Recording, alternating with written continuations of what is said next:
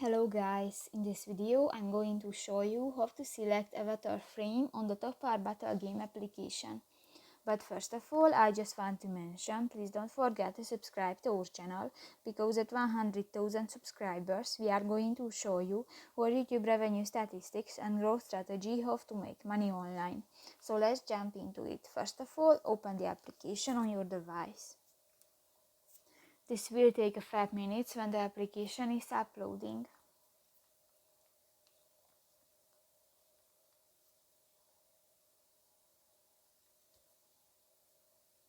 Tap to the profile icon at the upper left corner of the screen and click to the profile picture. Click to the second option, the avatar frame, and here you can select different frame to your avatar, and just select one and done. So that's pretty much it for this video, guys. See you in the next one. Bye bye.